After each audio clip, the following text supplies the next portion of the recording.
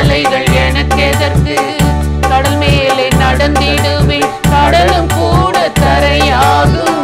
காற்றும் அடங்கிடும், கஷ்டமெல்லாம் நீங்கிடும். உங்களைத்தானே நம்பி வந்தேன் நான். ஐயா, உங்களைத்தானே நம்பி இருக்கேன் நான்.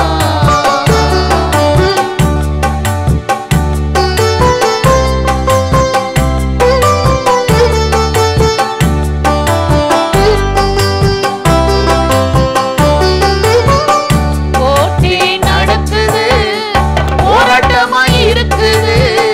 போட்டி நடக்குது, போராட்டமாய் இருக்குது. ஜெயம் தர நீர் இருக்க, பயங்கள் எனக்கு எதற்கு? ஜெயம் தர நீர் இருக்க, பயங்கள் எனக்கு எதற்கு? நம்பிக்கையாய் ஜெபித்திடுவேன், அக்கினி இறங்கி வந்திடும். கர்த்தரே தெய்வம் என்று ஜனமெல்லாம் வணங்கிடும். உங்களைத்தானே நம்பி வந்தேன் நான். ஐயா, உங்களைத்தானே நம்பி இருக்கேன் நான்.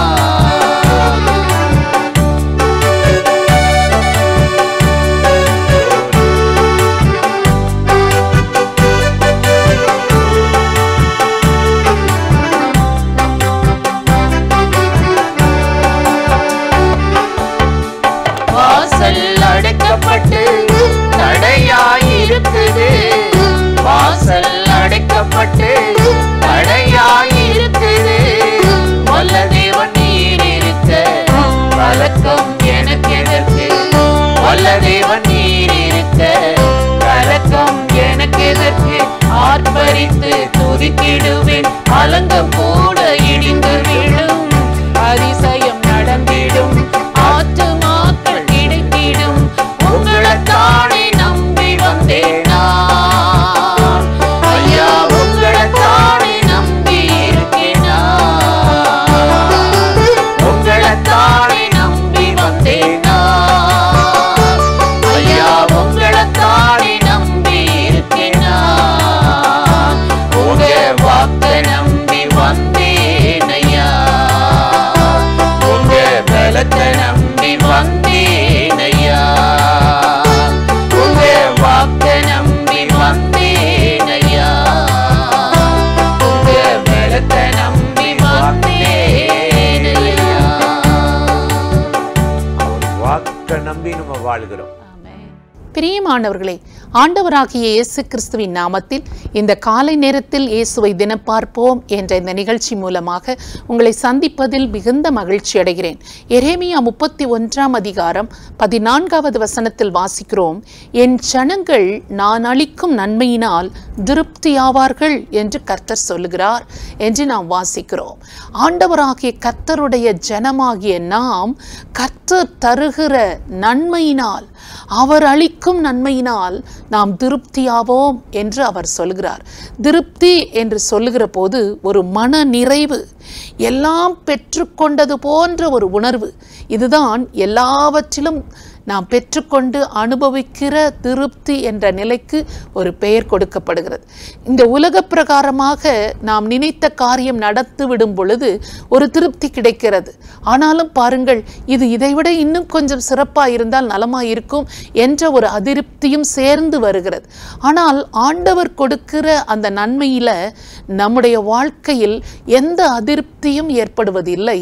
என் ஜனங்கள் நான் அளிக்கும் நன்மையினால் திருப்தி ஆவார்கள் என்று ஆண்டவர் சொல்கிறார். ஆண்டவர் நமக்கு ஒரு நன்மையை கொடுக்கும் பொழுது அதில் திருப்தி இருக்குமே தவிர, இன்னும் கொஞ்சம் நலமாய் இருந்தால் நல்லா இருக்கும்னு சொல்லி நினைக்கக்கூடிய அளவிற்கு எந்த ஒரு காரியமும் இருப்பதில்லை. 5 அப்பம் 2 மீன் தான் இருக்கிறது.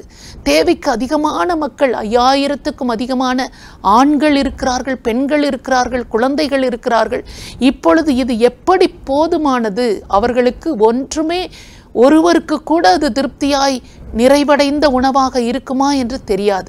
ஆனால் கர்த்தர் அதை ஆசீர்வதித்து ஜனங்களுக்கு கொடுத்ததினால் கர்த்தர் அருளின அந்த நன்மையினால் ஜனங்கள் எல்லாரும் திருப்தி அடைந்தார்கள் என்று வாசிக்கிறோம்.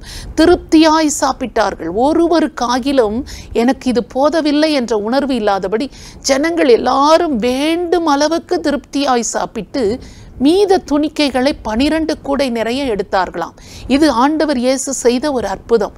இன்றைக்கு நம்முடைய வாழ்க்கையிலும் ஆண்டவர் அளிக்கும் நன்மையினால் நம்முடைய உலக பிரகாரமான காரியங்களை, ஆவிக்குரிய தேவைகளை எல்லாவற்றிலும் ஆண்டவர் அளிக்கும் நன்மையினால் நம்மை அவர் திருப்தியாக்கி நடத்துவேன் என்று ஆண்டவர் சொல்லுகிறார். ஆண்டவரை நோக்கி நாம் இன்றைக்கு ஜெபிக்கலாமா? நம்முடைய தேவைகள் எதுவாயிருந்தாலும் ஆண்டவர் திருப்தியாக்கி நம்மை நடத்தப் போகிறார். அவரை நோக்கி நாம் இப்பொழுது ஜெபிக்கலாம். ஸ்தோத்திரம் ஆண்டவரே, உம்மை நன்றியோடு நாங்கள் துதிக்கிறோம். என் ஜனங்கள் நான் அளிக்கும் நன்மையினால் திருப்தி ஆவார்கள் என்று நீர் கர்த்தர் சொன்னீரே. இந்த காலை வேளையில் யாருடைய வாழ்க்கையிலெல்லாம் ஆண்டவரே இந்த காரியங்களை எனக்கு நிறைவேற்றி என்னை திருப்தியாக்கும், ஆண்டவரே இது எப்படி ஆகும், இது எப்படி நடக்கப் போகிறது, இந்த தேவைக்கு நான் என்ன செய்ய போகிறேன் என்று மலைத்து நிற்கிற ஒவ்வொரு காரியத்திலும் கர்த்தர் அருளுகிற நன்மை ஒவ்வொரு வீடுகளுக்குள்ளும் இறங்கட்டும். தனிப்பட்ட ஒவ்வொருவருடைய வாழ்க்கையிலும் இறங்கட்டும். கர்த்தர் எனக்கு அருளின நன்மையினால் என் இருதயம் சிந்தை திருப்தியானது என்று சொல்லி கர்த்தரை அவர்கள் உயர்த்தி மகிமைப்படுத்தட்டும். ஆண்டவரே, ஒவ்வொரு காரியத்திலும் கர்த்தர் ஒவ்வொருவரையும் திருப்தியாக்கும். பெரியவர்களை, முதியவர்களை, வாலிபர்களை, வாலிப பெண் பிள்ளைகளை, சின்ன பிள்ளைகளை, குழந்தைகளை, ஆண்டவரே பெண்களை, ஆண்களை கர்த்தராகிய தேவன் திருப்தியாக்கி நடத்தும். ஒவ்வொரு குடும்பத்தையும் திருப்தியாக்கி நடத்தும்.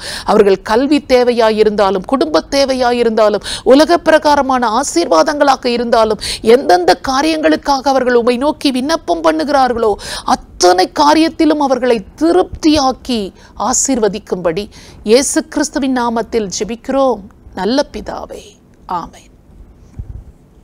இந்த நிகழ்ச்சி உங்களுக்கு மிகுந்த ஆசீர்வாதமாய் இருந்திருக்கும் என்று நிச்சயமாய் நாங்கள் நம்புகிறோம்.